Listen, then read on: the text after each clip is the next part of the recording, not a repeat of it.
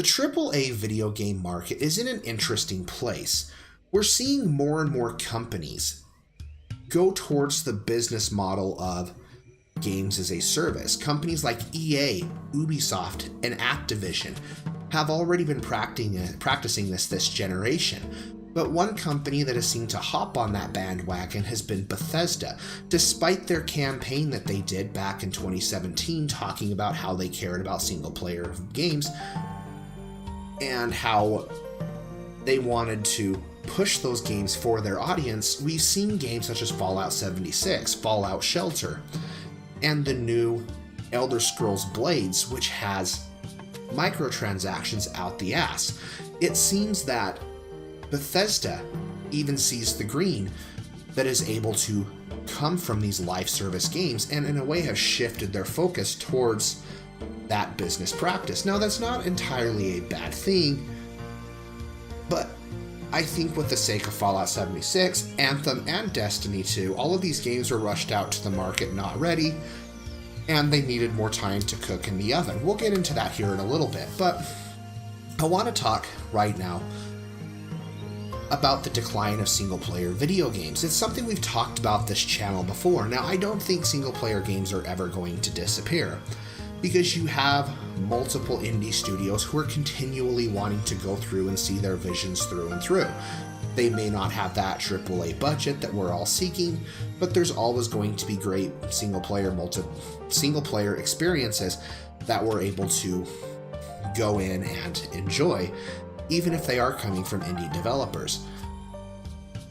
We also have games from Japan, developers such as Sega and Neo Falcom, Atlas, Platinum Games, that are still very much components of single-player video games, and arguably companies who have made some really great single-player experiences. Companies such as Capcom and Ubisoft still continue to make single-player experiences, but I would argue very much some of their practices in those single-player experiences do tend to use microtransactions, and it can be a bit off-putting. We've seen the companies allow people to go in and purchase EXP boosters, such as the case in Assassin's Creed Odyssey, to help with that grind, so people don't have to spend as much time doing side quests if they don't want to and just get through the main story. We've seen Capcom recently add microtransactions in there to pretty much unlock everything in the game. Just automatically you pay one upfront fee and you get everything. Now, arguably, these don't really affect the experience of other players. Those in Resident Evil 2 who want to go through and get everything have that option to do that. It just makes it easier for people to go out and buy it. But at the same time, I could argue that these were called cheat codes back in the day, and that they were free from the developers, that you could just input some buttons and voila, you unlocked everything that there was to in the game. So it is kind of a spit in the face towards people who grew up with that particular mindset, but it is what it is. But I do see more and more companies shifting away from single player. I see more and more companies trying to focus in on games as a service. Even Square Enix, to an extent, did this with Final Fantasy 15. All the DLC that they had released, the Assassin's Creed Festival that they had added in, timed events that you had to continually go back to replay that game just to be able to experience, really put me off in the experience. And it was something that that ultimately ended up making me enjoy Final Fantasy 15 less and less each time that I went back. There were story updates that were added to incentivize the player to go back and play. And even Kingdom Hearts 3, to an extent, seems to be adding this in there, as Nomura has said that they intend to go back and, through DLC and updates, expand more on the story. That scares me, that the video game industry is going towards this mentality, and I think this is ultimately going to crush the AAA market, and I hate to say that, but it's true. That's why games like God of War and Nier Automata, Legend of Zelda Breath of the Wild, Super Mario Odyssey, Octopath Traveler are such amazing games.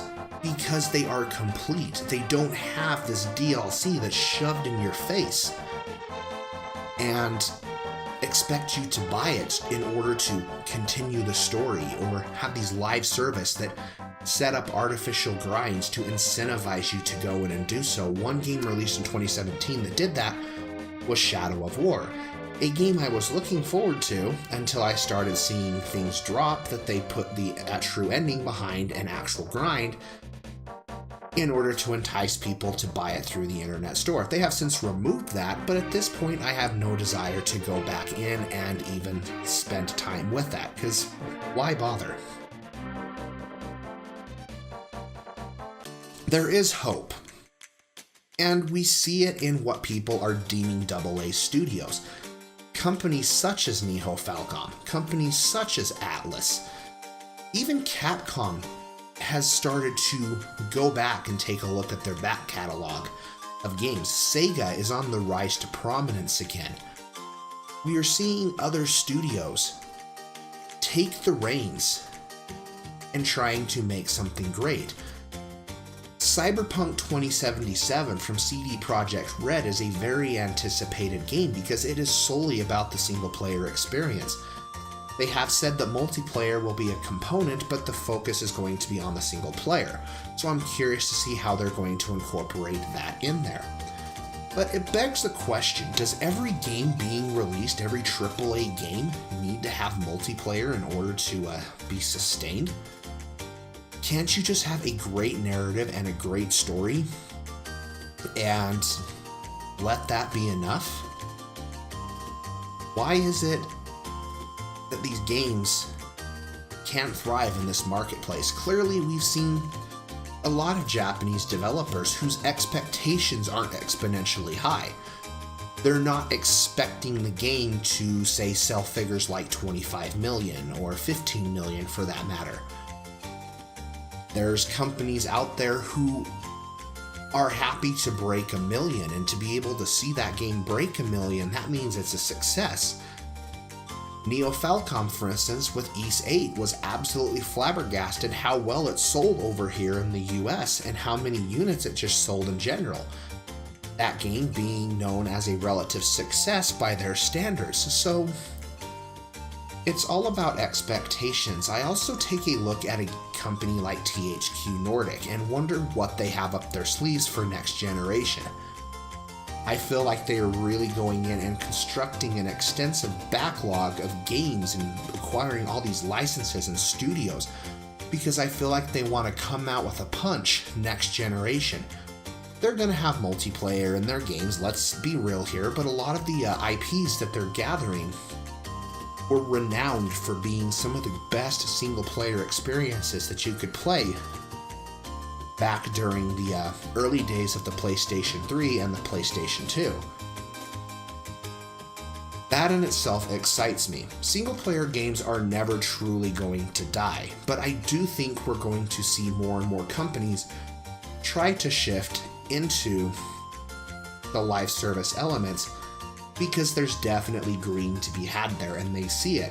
When you have companies reporting a 6-point-something billion, when you have them saying that games as a service or free-to-play games that have monetization practices have been able to rake in 6-point-something billion dollars in 1 year, it just shows how rapidly that type of game is evolving, and you have more and more people who are investing money into these companies because they see that growth. And the only ones that are being hurt are gamers who want these kinds of experiences. But I want to hear your thoughts, your opinions down below. Let me know what you guys think about this, because this is a topic that I could go on for days. And honestly, I don't like the direction that so many of these companies are going. It does scare me that some games series are just going to be shelved and never see life again.